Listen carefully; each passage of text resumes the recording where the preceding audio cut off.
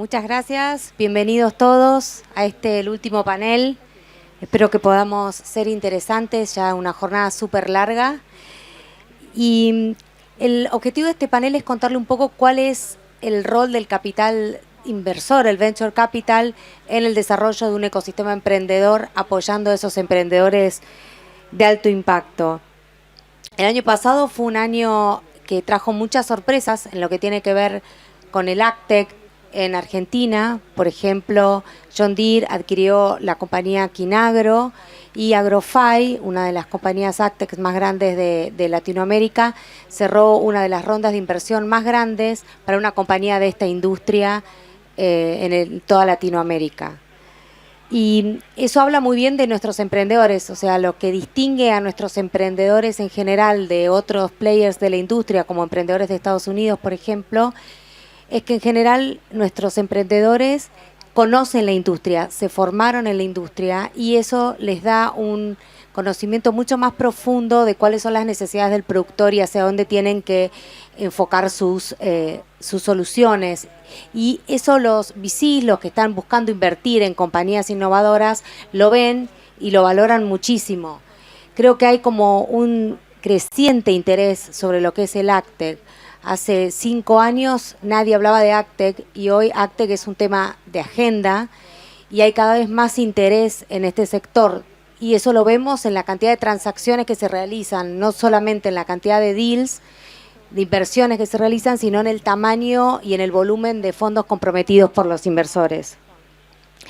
Según el último informe de ARCAP, que es la Asociación Argentina de Capital Emprendedor, Capital de Riesgo, la industria del capital privado creció en el último año. En el año 2017 creció un 63% en relación al año 2016 y en el año 2018 creció un 31% en relación al año anterior.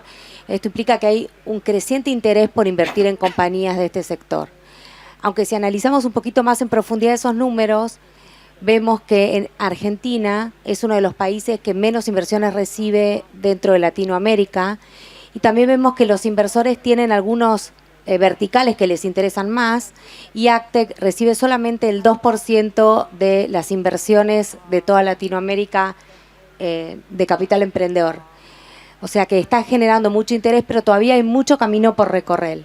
Entonces, para hablar un poco sobre los desafíos que tenemos en este sentido, tenemos un panel de lujo que ahora les voy a presentar, donde vamos a estar discutiendo un poco cuáles son los criterios para invertir, cómo se concretan esas inversiones, cuáles son los desafíos, qué nos falta para convertirnos en un ecosistema emprendedor realmente vibrante.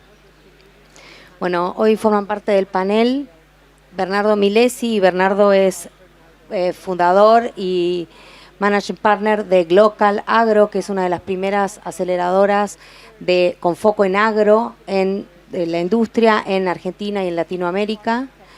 Marta Cruz. Marta es fundadora y Managing Partner también de NextTP. NextTP es un fondo de aceleración que busca invertir en compañías en la Argentina y es uno de los fondos más activos porque tiene más de 180 startups en 16 países. Laura Prado es Senior Investment Advisor en Camay Ventures, que es un fondo de capital privado que busca invertir en proyectos que generen un valor agregado a la sociedad, proyectos innovadores pero que generen un valor agregado a la sociedad. Y este fondo es un fondo privado fundado por compañías como Coca-Cola y como Arcor, que comparten sus valores y buscan apoyar el emprendedurismo en la nación. Kiran Gartan. Kiran es Manager Partner también de Yield Lab, que es una aceleradora con fondo en agro que recientemente desembarcó en Brasil. Y Tomás Tausig, que es director de Capital Emprendedor de La Nación. Así que bienvenidos todos. Y vamos a arrancar con una primera pregunta que va pensando un poco en qué tipos de emprendedores están buscando hoy ustedes. O sea, ¿qué debería tener un emprendedor para que pudiera ser invertido por cada uno de ustedes? Bueno, en el caso nuestro, NextTP, hago una pequeña corrección, es un fondo regional, no solo con foco en Argentina, sino que tenemos oficinas en 5 o 6 países de la región y también en Silicon Valley. Nosotros buscamos emprendedores en varios sectores, pero desde que comenzamos en el 2011, pero a partir del 2014 empezamos a mirar 2 sectores, 2 verticales muy profundamente, impulsados también por un emprendedor e inversor de nuestro fondo, que es Tomás Peña, que está aquí sentado, que decía, hay que ir hacia innovación en agro a través de la tecnología, así que empezamos a hacer programas de búsqueda de emprendedores que hagan innovación y disrupción en el agro a través de plataformas tecnológicas en el año 2014, por lo tanto ese vertical para nosotros es importante y seguimos impulsándolo. ¿Qué tipo de emprendimientos? Emprendimientos que tengan un equipo, que no sea una sola persona, que uno de ellos, como vos bien lo dijiste, tenga conocimiento del sector. La realidad es que hay muchas buenas ideas impulsadas por gente de tecnología, pero después cuando se enfrentan a lo que es la gente del campo, la idiosincrasia, como dicen muchos, el hecho de embarrarse y tener las botas en el medio del barro es bien distinto. Entonces buscamos que realmente tenga una persona que esté especializada en el sector y que básicamente tengan un pensamiento global, ¿no? Que piensen en grandes, que piensen en compañías que pueden ser escalables a otros hemisferios, porque básicamente en todas las industrias eso se ve muy bien, pero particularmente en el agro nosotros compartimos en inversiones en donde claramente emprendedores que han podido desarrollar su emprendimiento en Argentina y también lo llevan al hemisferio norte pueden aprovechar el año completo de acuerdo a las temporadas, ¿no? Entonces, ese tipo de cosas son algunas de las que miramos. Perfecto, perfecto. ¿Cómo avanzó en el último año lo que es el acceso al financiamiento? O sea, ¿está más democratizado? ¿Ustedes sienten que los emprendedores tienen mayor acceso al financiamiento? Laura, no sé si querés comentar algo sobre esto. Mira, en realidad, no sé si se escucha. ¿Ahora? Ahí está. En realidad lo que nosotros creemos desde Camay es que financiamiento hay, de hecho hay exceso de liquidez en la región. Lo que en algún punto falta, no solamente en Argentina, sino en la región, es ese contacto, esa información entre los diferentes actores del ecosistema, y esto aplica para todos los segmentos. Camay no solamente se especializa en AgTech, sino en FinTech, en 7 segmentos adicionales, y vemos eso, vemos que en realidad cuando una empresa, cuando una idea es buena, es innovadora, tiene, como decía Marta, tiene un equipo complementario, es apasionada y conoce el tema, el capital llega. Lo que falta son estos encuentros en cada uno de los segmentos para que todos los actores de ese mismo vertical, como le llamamos nosotros, se encuentren. Yo agrego algo relacionado a eso. Es como que muchas veces se escucha que algunos inversores dicen no hay proyectos y los emprendedores dicen no hay capital. Y me parece que eso, aunque sea real o no, es de mínimo una foto y no la película final de un ecosistema que, como bien decía Laura, va creciendo y orgánicamente o en algunos casos de manera exponencial, pero falta que haya más comunicación, falta que haya más entendimiento de cuáles son las necesidades en cada industria, especialmente en AgTech, y realmente no pasa eso de que falte capital o falten emprendedores, sino que necesitamos más masa crítica de todos los jugadores de un ecosistema, que son los emprendedores, las instituciones, los fondos, los inversores privados, el Estado mismo también es parte de un ecosistema, y eso tiene que ir desarrollándose y creciendo cada vez más. En el último año vemos que algunas compañías, grandes compañías, se han acercado a los emprendedores, han creado fondos. Por ejemplo, Melifund se creó en 2013, Global Ventures el año pasado, Eclos también hace 3 o 4 años. ¿Cuál es la visión de ustedes de por qué una gran compañía debería acercarse a los emprendedores? O sea, ¿qué es lo que una compañía puede brindarle a un emprendedor y qué es lo que busca una grande compañía, cómo se acerca a un emprendedor? ¿Quieres hablar? En primer lugar, gracias por invitarme y les pido disculpas por no poder hablar en español.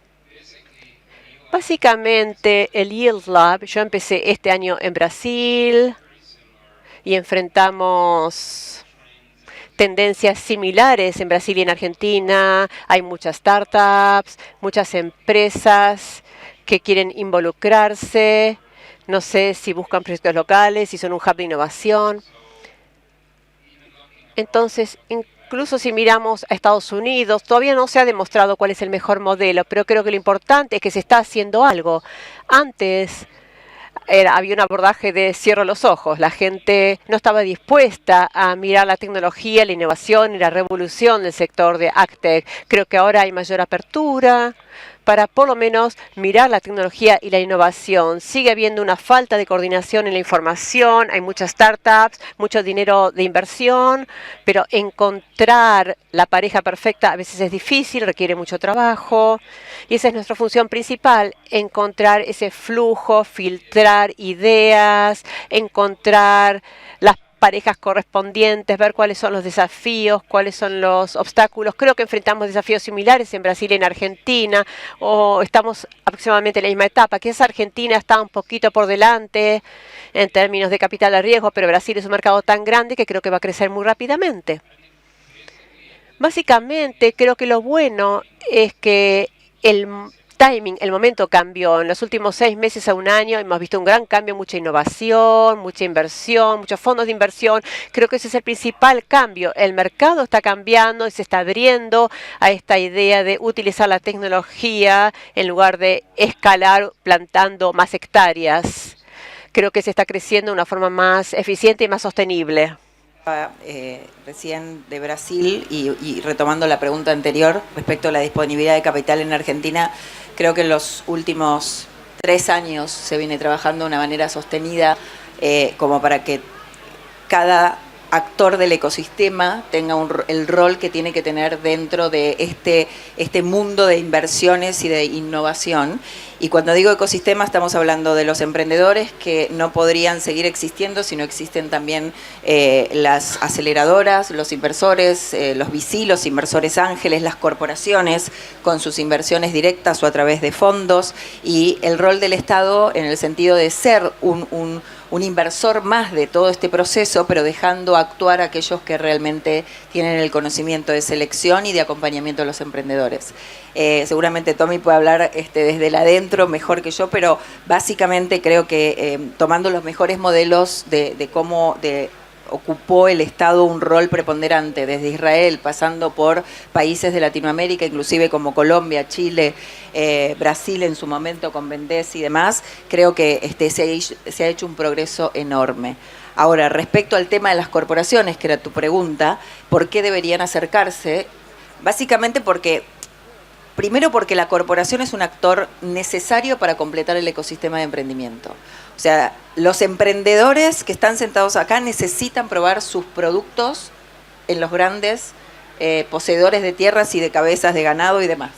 Entonces, el hecho de que una corporación le brinde, digamos, la posibilidad de hacer una prueba de su producto a un emprendimiento le está agregando valor.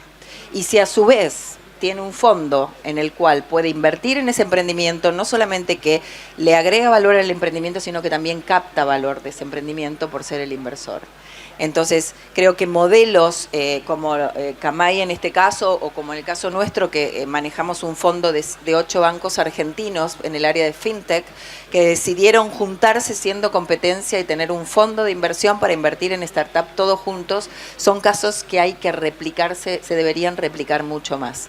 Y corporaciones grandes, cuando actúan con emprendedores, incorporan innovación mucho más rápido, y nosotros tenemos el caso de un programa que hemos hecho con un hub de innovación con Raizen, que básicamente de ese programa de innovación en el hub de Raizen se logró elegir una startup que le produce un ahorro en cada ingenio de azúcar millonario por el solo hecho de haberse encontrado con ellos, haber hecho la prueba en un ingenio, y ahora lo están replicando en más de 60 ingenios que son los que tienen en todo Brasil. Entonces, ahí estaría un poco la respuesta. Muy bueno el caso tuyo, porque muchas veces los emprendedores tienen esas innovaciones que a las compañías les cuesta mucho por sus procesos internos, por su burocracia, por sus sistemas. alcanzar. Entonces se incorpora mucho más rápido la innovación de un emprendedor que es un programa de innovación abierta, que viene de afuera, que tratar de hacerlo internamente. No sé, Tomás, vos si querés comentar algo sobre cuál es tu visión sobre el rol que puede tener el gobierno en este sentido. Sí, bueno, bienvenidos a todos, muchas gracias por la invitación. Quizá lo primero a mencionar es que desde el Estado definir al sector como sector estratégico para el desarrollo económico de un país, que es una definición muy fuerte, y eso es lo que después te permite hacer todo lo que venimos haciendo en conjunto con el resto del ecosistema. Después, como bien decía Marta, es entender, bueno, cuál es el rol del Estado en todo este ecosistema. Y ahí lo primero es entender que el Estado acá es un actor secundario donde simplemente acompaña.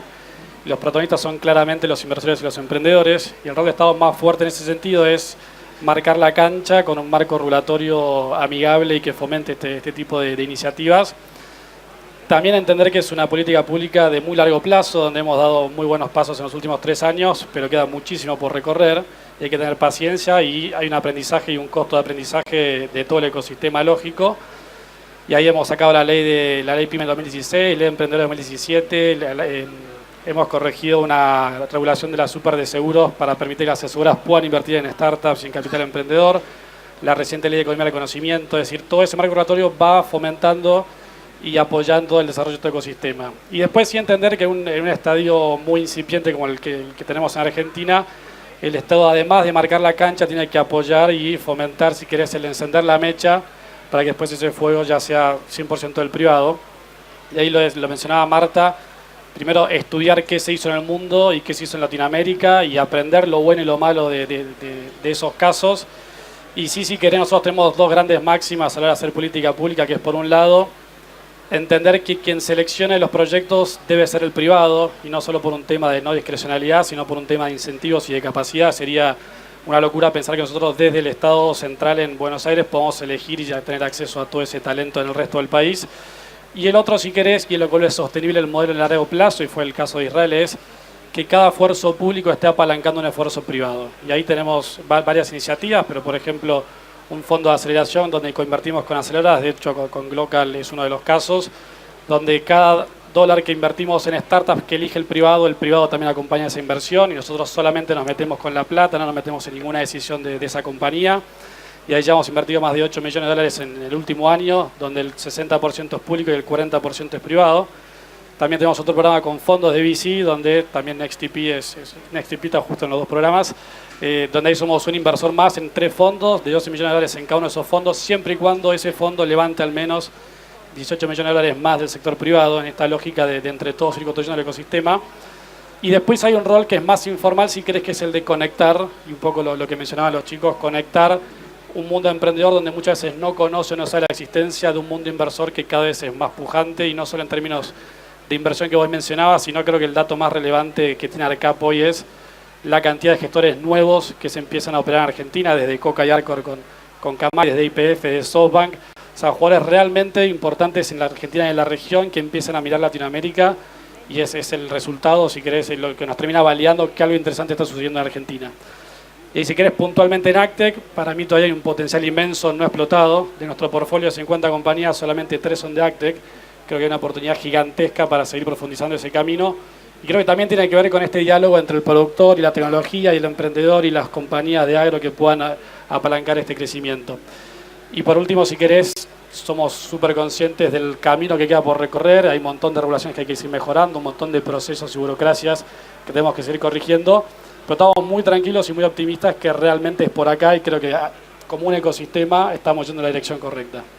Sí, también pensando un poco en lo que vos hablabas, hace falta también educar un poco al inversor y al emprendedor, o sea, a los grandes productores que podrían ser también inversores a través de alguno de estos vehículos, ¿no? Sí, y al Estado también, 100% ahí. A veces se nota el diferente lenguaje que maneja cada uno y eso lleva a rispideces innecesarias donde el emprendedor siente que el inversor está abusando de su posición y el inversor siente que al estar apostando contra una idea que todavía no está tan en camino tiene el derecho, y al final del día se terminan perjudicando a sí mismos. Entonces, súper cierto que es necesario hablar todos el mismo idioma. Y ahí el trabajo bueno, ni hablar de Endeavor, de ARCAP y de otras instituciones en capacitar al emprendedor y al inversor, me parece fundamental para que esto empiece a fluir mucho más aceitadamente lo que está haciendo hoy.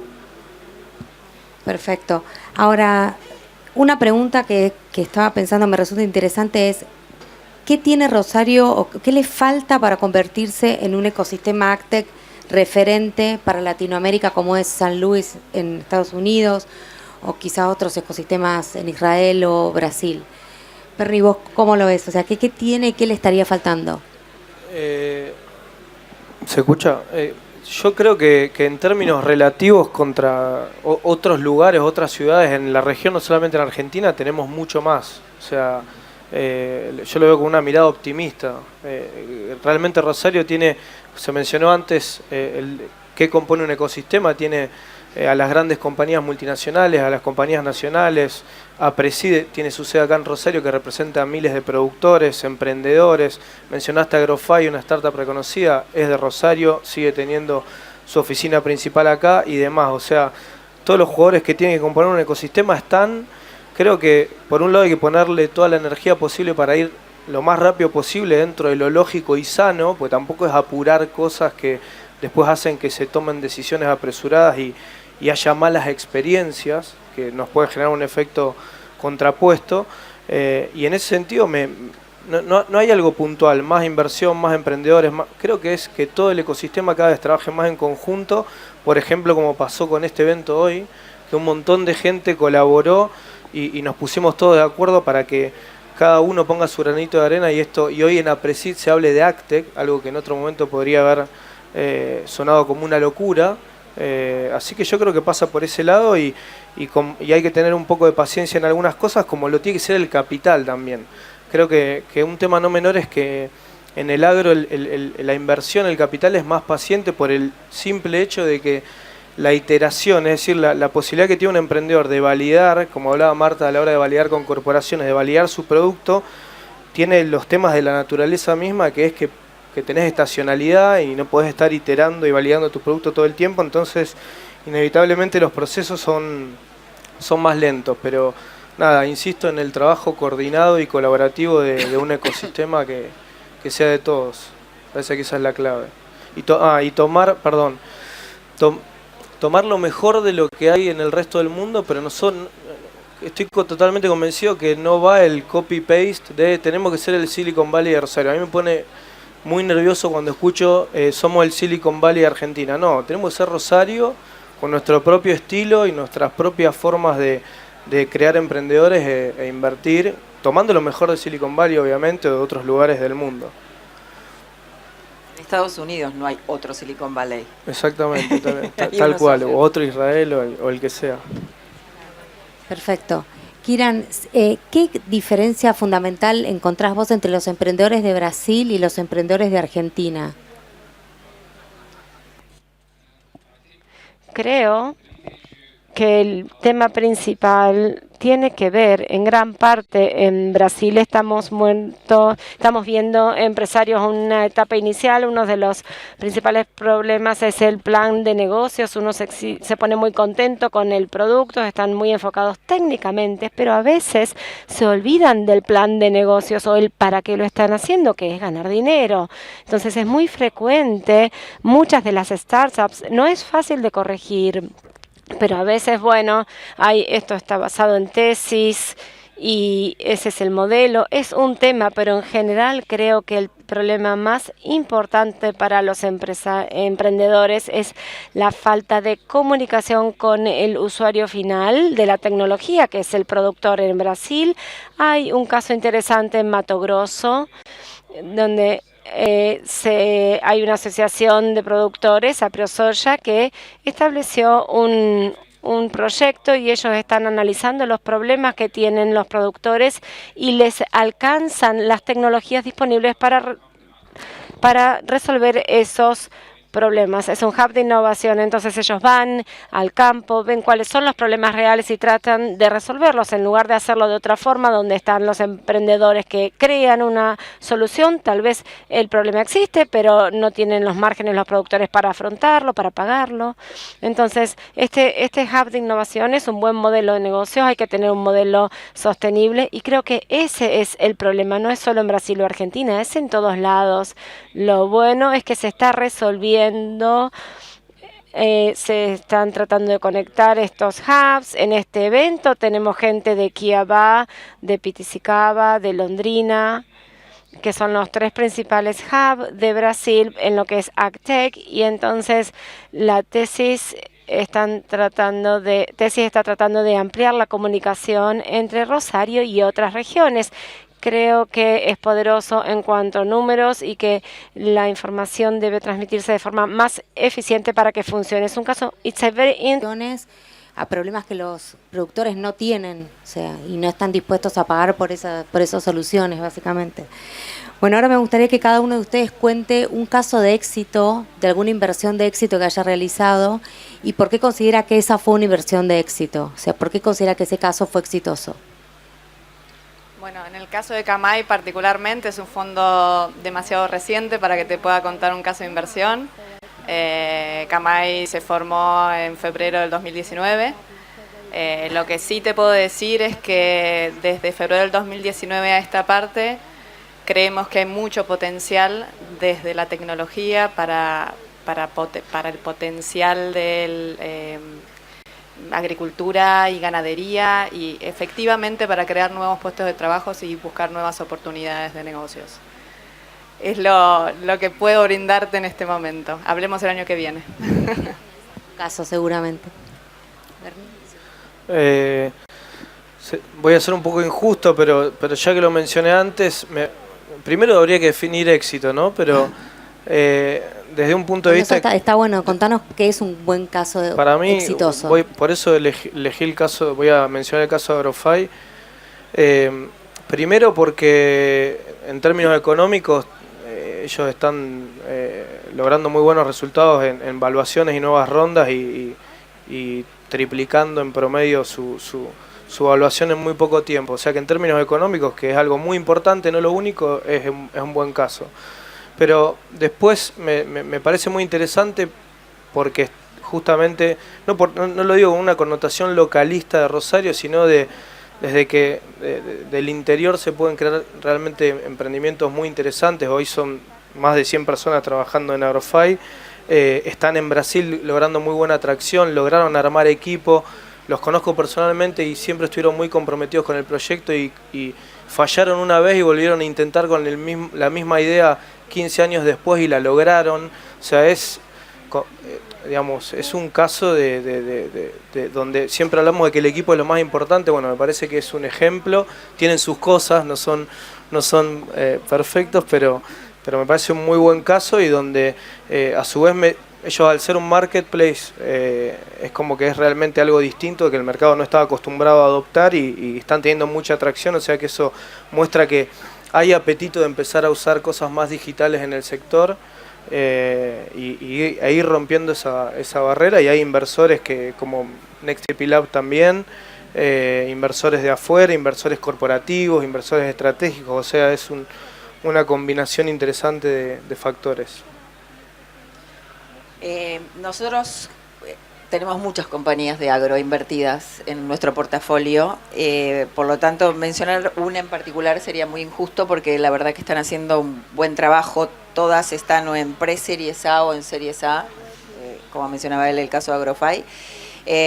Todas están vendiendo a más de un país, muchas a muchos países de Latinoamérica y del resto de Estados Unidos y de Europa.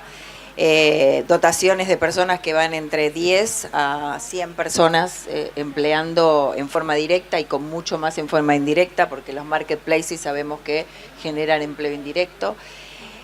Lo que yo destacaría fundamentalmente en el caso de nuestro portfolio es los portfolios, para los que no conocen exactamente cómo se maneja o cómo se define un portfolio de un fondo. Nosotros tenemos 200 startups en este momento invertidas entre el fondo 1 de Early y el fondo 2, que va a un escalón un poquito más arriba.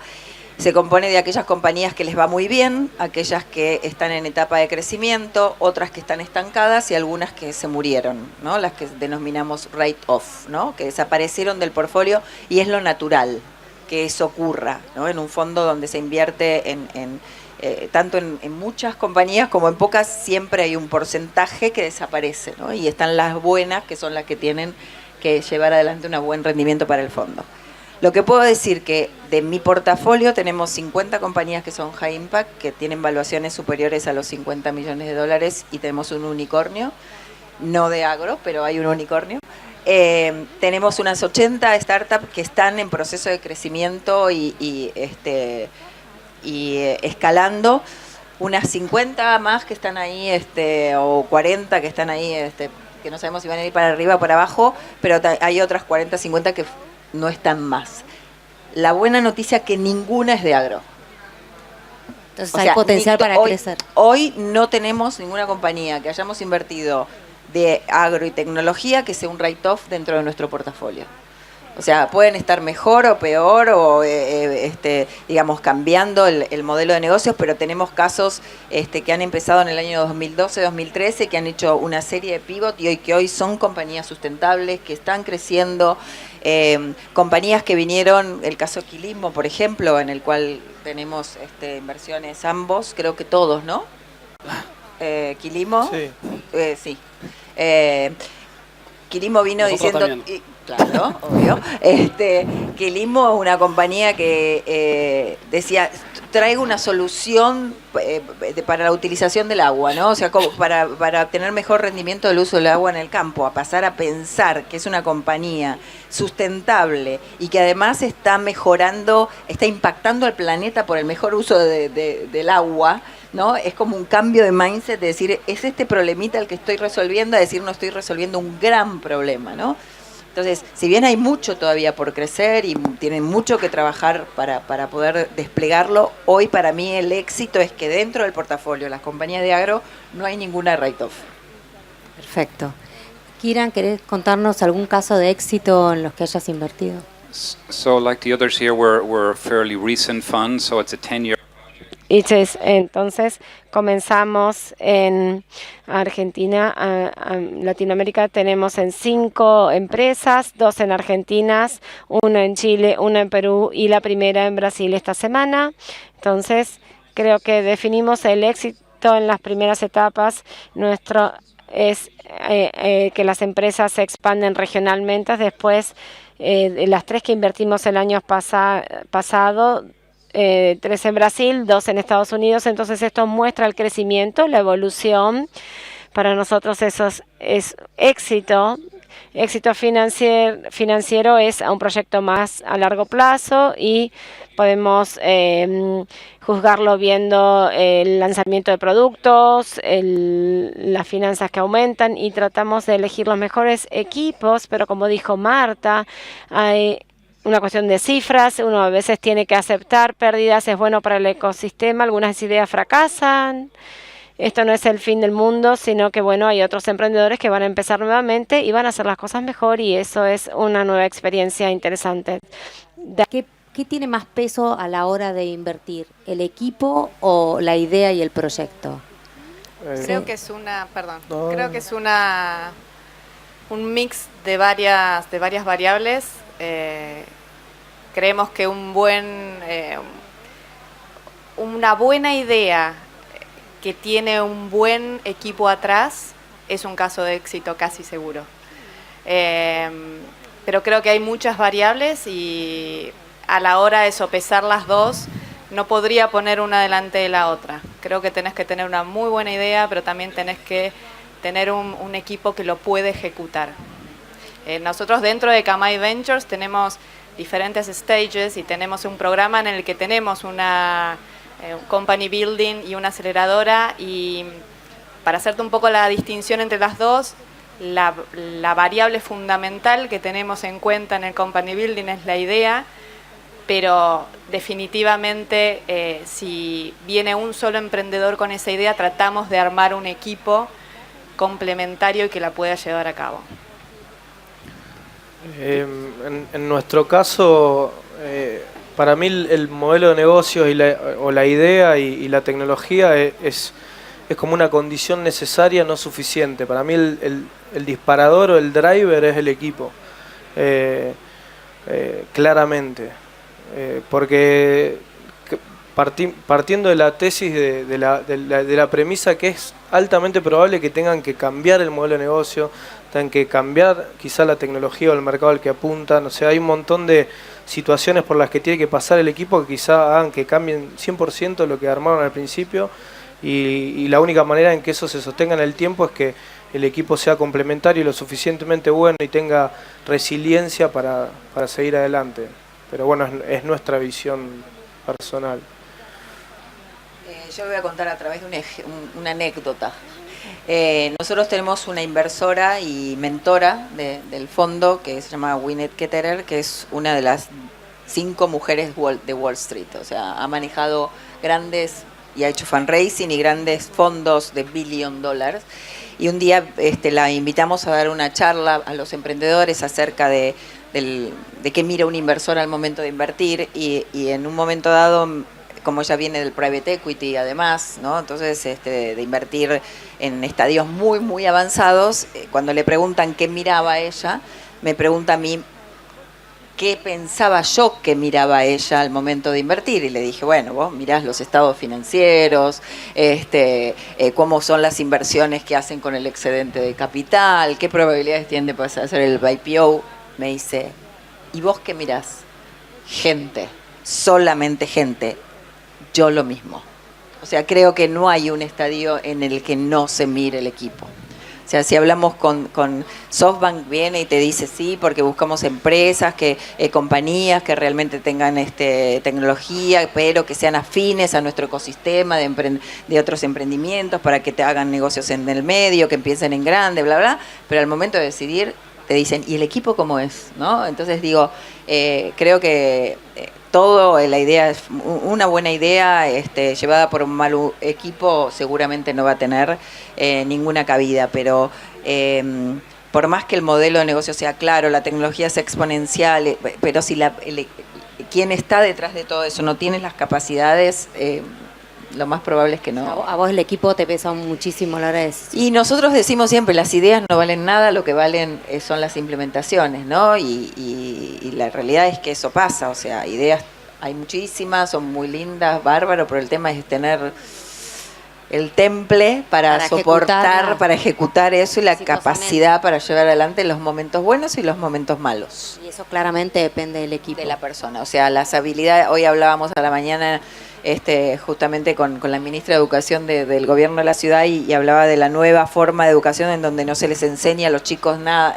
algo en especial, lengua, sino que se les enseña cómo lidiar con la parte de comunicación, y porque básicamente hay que formarlos para empleos que no van a existir en el futuro, mejor dicho, que todavía hoy no existen y van a existir en el futuro. Y la realidad que es eso, son las habilidades blandas del emprendedor. Nosotros lo que decimos es un emprendedor clase A o no. Muy bueno, ¿No? sí, buenísimo. Ahí déjame agregar una característica que a veces no miramos enseguida, pero es el profundo entendimiento de la industria, de la problemática, que un poco lo mencionaba Kieran, donde a veces las habilidades tecnológicas no son las más importantes, sino realmente entender la industria. Y hay un caso éxito que nosotros invertimos, y creo que es un caso éxito como ecosistema. A ellos hoy le está yendo muy bien, pero bueno, ojalá que siga así, que es Sumagri.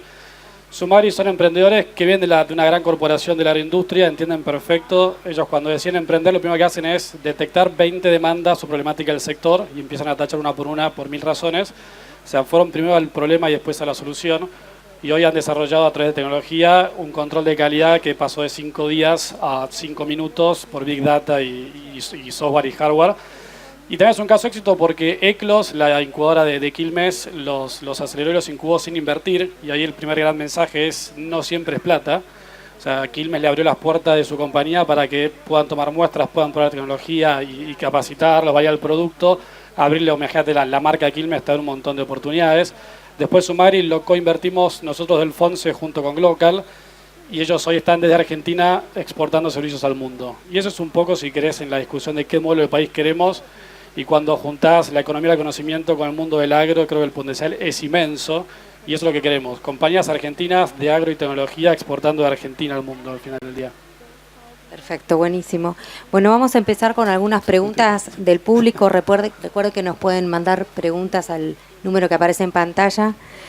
Acá tengo una pregunta de alguien del público que me dijo: ¿cuál es el primer paso para que un emprendedor con una idea o un proyecto ya desarrollado pueda llegar a una aceleradora o fondo? Repetime la pregunta. La ¿Cuál es pregunta el es, primer paso? ¿cuál es el primer paso, si leo bien, cuál es el primer paso para que un emprendedor con una idea o proyecto ya desarrollado pueda llegar a una aceleradora o fondo?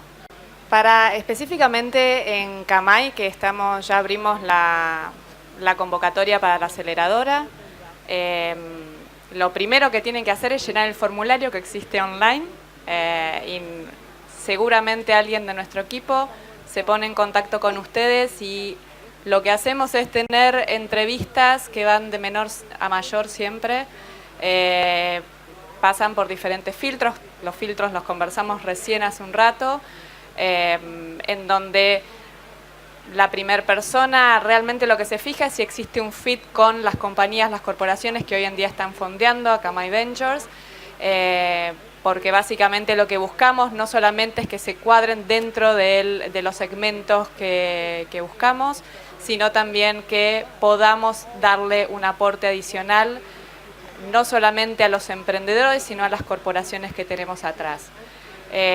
Entonces, el proceso de selección comienza así y después, a medida que van avanzando en el proceso, sí, efectivamente miramos cosas más duras, como puede ser, como hablábamos hace un rato, el modelo de negocios y ese tipo de cosas que a veces no gustan tanto.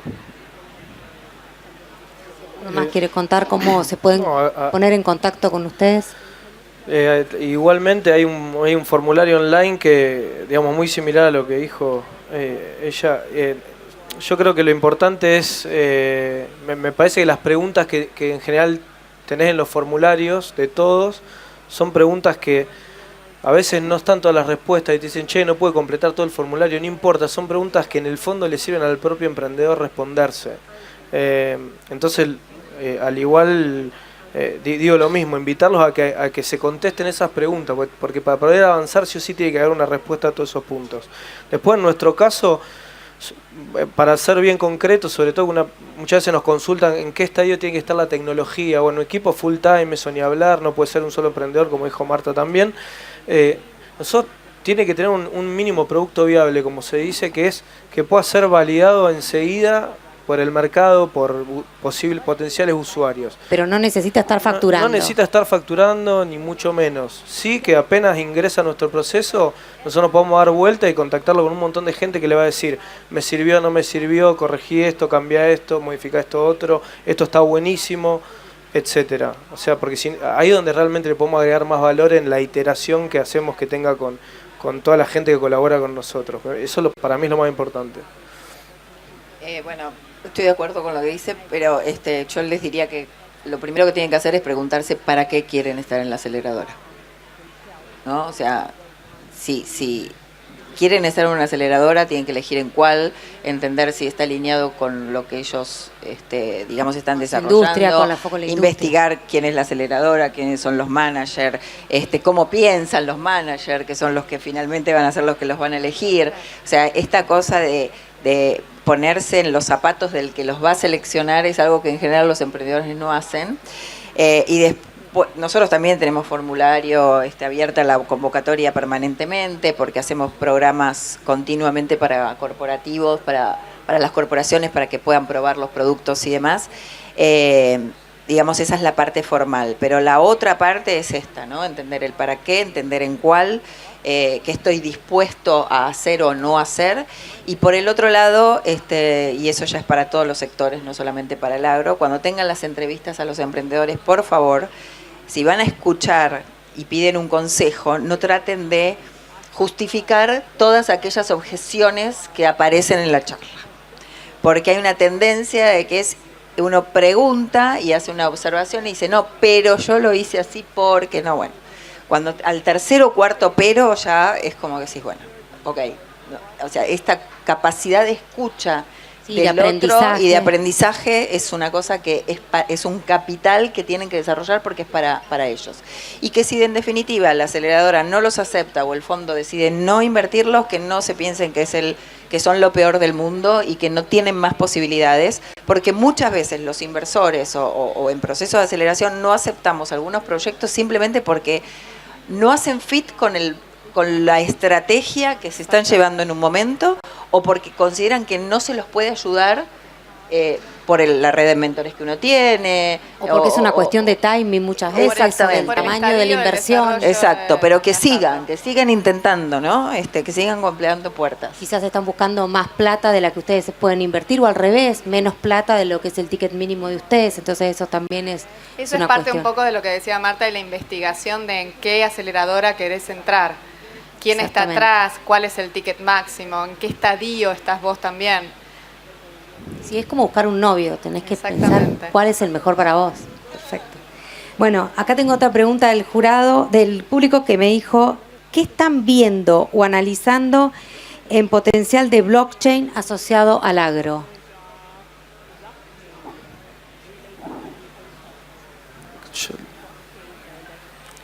Kiran, ¿querés contestar?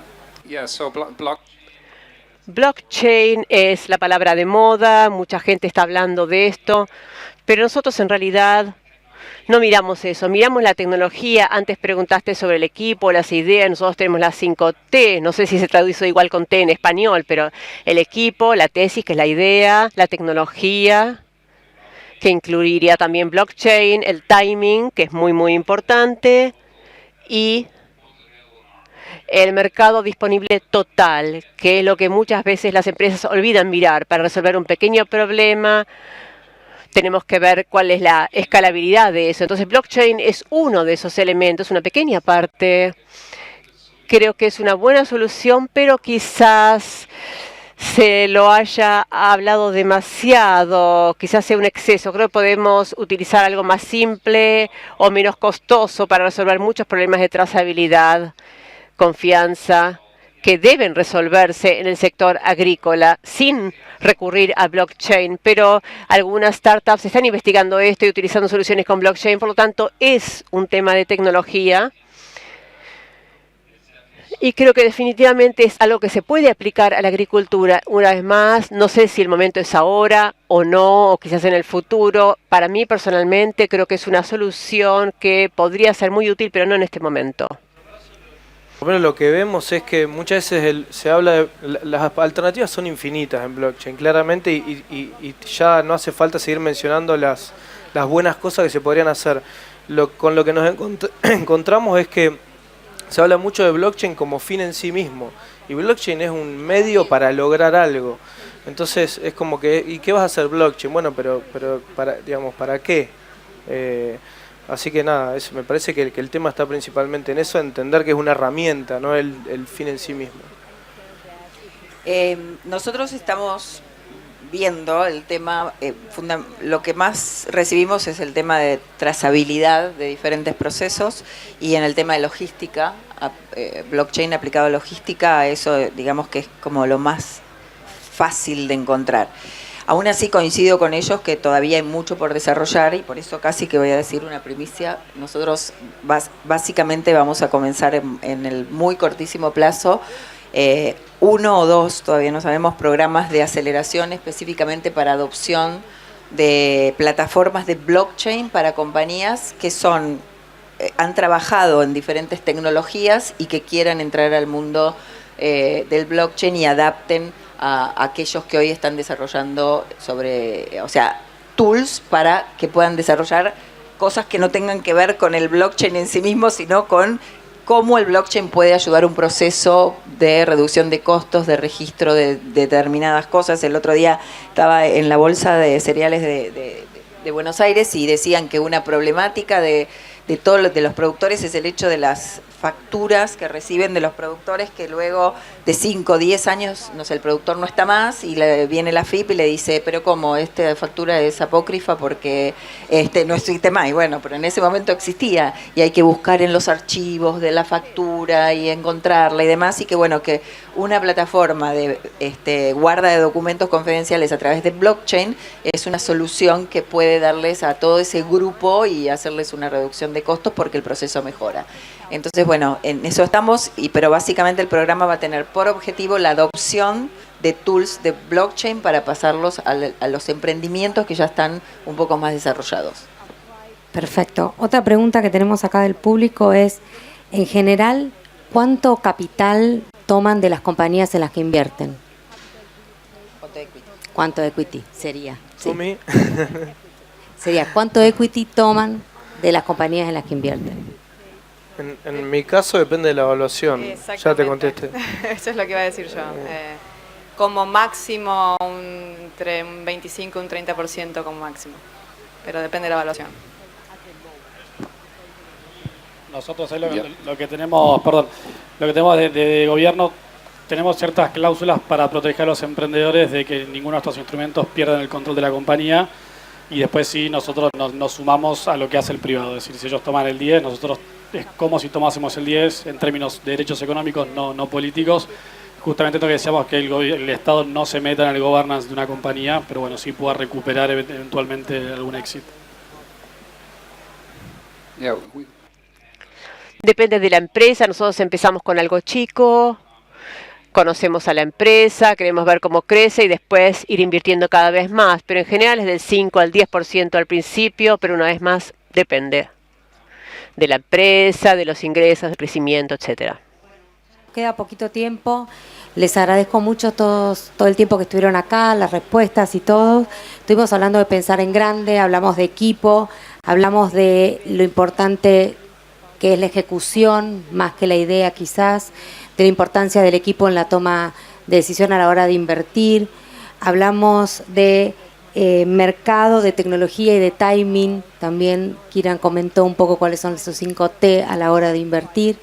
Así que bueno, les agradezco muchísimo, creo que ha sido súper interesante y bueno, nada, muchas gracias. Gracias.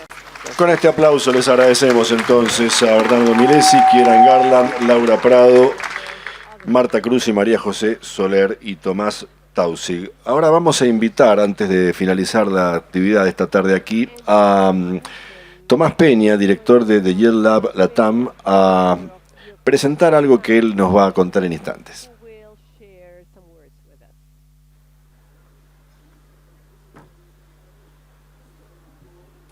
Hola, muchas gracias. Bueno, fue un segundo gran día de ACTEC acá en APRESID. Estamos muy agradecidos por toda la gente que vino desde la región, también de todos los startups que están presentes, todos los productores que están apoyando permanentemente. Pero vamos a apelar un poco a la emoción.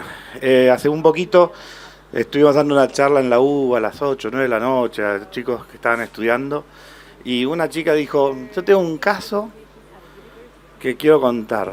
Nosotros, como ustedes saben, tenemos el acuerdo de Saint Louis y Rosario, de ciudades hermanas. Y esto fue disparado porque la primera semana ACTEC, la previa, digamos, fue en el 2017, que vinieron 35 personas de Saint Louis y los paseamos por toda la Argentina para que vean el valor del ACTEC acá. Se firmó ese acuerdo entre ciudades hermanas y hace 2 meses me crucé con esta chica que me contó de que su sobrino es un caso entre 125 en todo el mundo que tiene el síndrome de Cantú. Lo que fue interesante es que la única universidad en el mundo que estudia este protocolo es la Washington University, que estaba en Saint Louis y que vino a Rosario y que quedó muy entusiasmada con todo el tema de... Si bien los procesos empezaron en paralelo, o sea que no es que accedió al tratamiento gracias a las ciudades hermanas, cuando tomamos conocimiento de este caso, ella estuvo en Saint Louis y potenciamos lo que fue la solución o el apoyo de las dos comunidades al caso de Wally. Así que vamos a ver un video ahora de la madre contando un poco esta externalidad que da a veces el hacer negocios, ¿no? El tratar de armar ciudades hermanas, el armar contextos de negocio, y este es un pequeño mimo que nos da el ACTEC a un chiquito que necesitaba ayuda. Bueno, él es Wally, nació en Rosario, provincia de Santa Fe, en octubre del 2014. Cuando Wally tenía 4 meses, nos dijeron que existía la posibilidad de que él tuviera una rara condición genética que se llama síndrome de Cantú.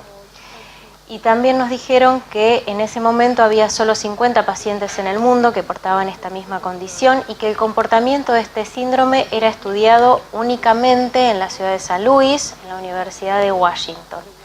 Allí hay un equipo de médicos y de investigadores que lideran la investigación a nivel mundial para tratar de entender al síndrome de Cantú y saber de qué se trata. Así que les escribimos un mail nos respondieron muy rápido, la verdad, y nos propusieron que Wally formara parte de los pacientes que son investigados allí, porque hasta ese momento él era el paciente que ellos recibían más chiquitito y con un diagnóstico a tan temprana edad.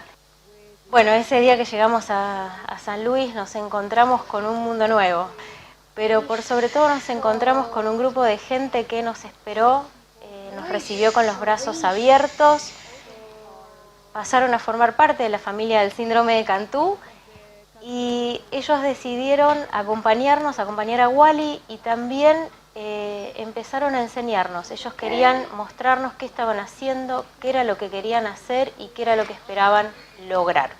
Jamás pensamos que íbamos a llegar a tanto, que íbamos a poder estar contándoles esta historia, que íbamos a estar contándoles cómo llegar a San Luis cambió la vida de Wally, y mucho menos que iba a existir la posibilidad concreta de formar un equipo interdisciplinario que trabaje mancomunadamente para poder ayudarle a Wally. Este equipo está formado por los profesionales de San Luis y por los profesionales de Rosario, y en conjunto ellos van a trabajar para que se pueda empezar con Wally un tratamiento acá en Rosario con esta nueva medicación que sabemos que va a poder ayudarlo y va a poder revertir la mayoría de los síntomas del síndrome de Cantú. Pero también nada de esto hubiese sido posible sin esa unión entre Rosario y San Luis, sin el trabajo hermanado de estas dos ciudades que hoy forman parte de lo que se llama el Sister City Program. Este método de trabajo en comunidad entre las dos ciudades, la verdad que alivianó mucho el camino de Wally, nos está abriendo puertas que no sabíamos que existían o que no sabíamos que estaban ahí, y hoy está todo comenzando a tomar un nuevo rumbo, un destino mucho más claro y con grandes desafíos que tenemos por delante. Esta alianza es estratégica no solo por los avances que puede haber sobre la salud de Wally, sino también porque ahora cuando hablamos de Rosario, hablamos de San Luis, hablamos de la Guayú, a nosotros se nos escucha desde otra manera. Y también eso hace que mucha gente se acercan desde diversas entidades civiles, organismos gubernamentales, medios de comunicación, personas comunes que desde el lugar desde donde está cada una nos preguntan cómo pueden formar parte, qué pueden hacer, cómo nos pueden ayudar y sobre todo quieren saber qué es lo que estamos haciendo, hacia dónde queremos ir y qué es lo que estamos esperando lograr con todo esto. Pero por sobre todo estamos frente a una oportunidad enorme y maravillosa de que se sepa un poco más de ambas ciudades y de la importancia fundamental de trabajar de manera interdisciplinaria para lograr resultados que antes de esto, hace 2 o 3 años, eran totalmente impensados para el Wally y también para el síndrome de Cantú. Hoy hay más de 200 personas en el mundo diagnosticadas con el mismo síndrome de Wally y ese número está creciendo considerablemente día a día. Y eso gracias a que un día decidimos subirnos a un avión, decidimos viajar a San Luis y decidimos contar esta historia. Una historia maravillosa porque él está abriendo camino, él está haciendo una luz para todas estas personas y eso hizo que también con el aval y con el impulso de la Guayú podamos formar FUSCA, la Fundación Síndrome de Cantú Argentina, para poder trabajar desde ahí por Wally y por todas las personas que tienen Cantú como él.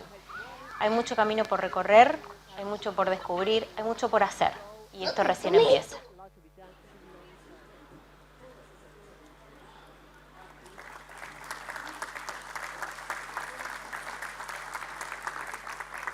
Bueno, muchas gracias a todos. Queremos agradecer a la Fundación Bolsa de Comercio de Rosario que hizo el video. Y bueno, muchas gracias por haber venido. Hasta luego.